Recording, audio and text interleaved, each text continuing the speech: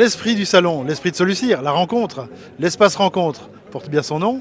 L'objectif, c'est de créer vraiment des rencontres au travers des solutions qui existent. Il y en a plein, il y a 92 exposants ici qui représentent 92 solutions minimum. Ici passent des rencontres au travers du thème qui est principal, qui est l'économie circulaire, l'économie prépondérante, en tout cas pour nous en Pays de Savoie, sur le territoire. Et ici passent des rencontres qui vont créer des solutions pour développer l'économie circulaire. Alors il existe des conférences, des thématiques, des ateliers qui parlent de l'alimentation, qui parlent du déchet. Voilà, l'idée c'est de trouver des solutions ensemble. Moi ça fait 6 ans et demi que je travaille sur ces sujets-là. Ce qui est intéressant avec un salon comme Solucir, c'est qu'on est vraiment donc, sur le pan de l'économie circulaire, donc je pense que c'est un des pendants de ces questions de développement durable et sur ces questions d'écologie. Et en plus on est sur un salon d'acteurs locaux. Là on parle vraiment d'acteurs de Savoie, de l'économie de Savoie.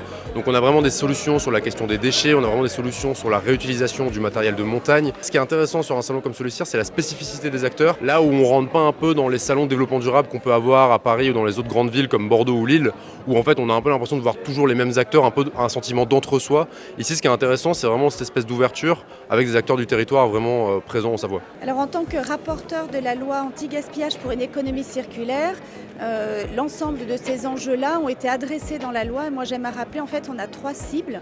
La première, ce sont évidemment les metteurs en marché ou les entreprises au sens large, les consommateurs dans la façon de changer la façon finalement d'acheter, de consommer les produits, et puis enfin les collectivités dans la façon dont elles intègrent la partie économie circulaire. Donc moi quand je suis visiteur et invité sur un salon, eh bien effectivement je suis intéressée pour regarder les solutions concrètes sur le territoire, sur la façon dont elles vivent sur notre territoire. Donc ça fait longtemps qu'on parle de risque, qu'on parle de relocalisation des fournisseurs, de diversité des fournisseurs. On en parlait depuis des années, je pense que ça faisait des années qu'on nous riait un peu au nez quand on parlait de ça. Là ça fait 2 ans qu'on nous écoute avec beaucoup plus d'attention quand on parle sur ces questions de risque, de fournisseurs et de chaîne de valeur. Je pense que la relocalisation permettra plusieurs choses, mais de reprendre aussi un peu, j'ai envie de dire, pas de l'autorité, mais une forme d'influence sur nos fournisseurs pour justement être mieux à même de gérer ces problématiques environnementales qui sont très difficiles à adresser quand on parle d'un fournisseur qui est situé à l'autre bout du monde.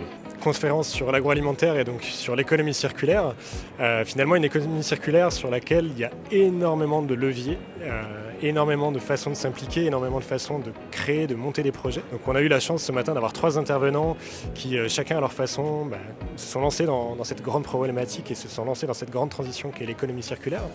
Donc aussi bien sur des aspects emballage que sur des aspects relocalisation de leurs approvisionnements. Relocalisation à l'échelle régionale mais aussi ultra locale.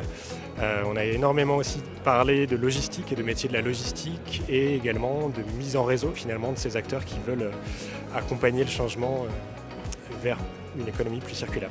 On a beaucoup insisté aussi sur le fait que ça nécessitait une rentabilité économique et une viabilité économique de toutes les structures, aussi bien du producteur en passant par le transformateur et donc la société, et c'est plutôt une question sociétale, d'accepter le coût de ces produits de qualité. L'élan est là, aussi bien que dans les collectivités, on en a beaucoup parlé ce matin, que dans les entreprises. Maintenant, il va falloir confirmer ça. Le local et le bio aujourd'hui sont en crise depuis quelques mois, donc voilà, il y a des choses à relancer.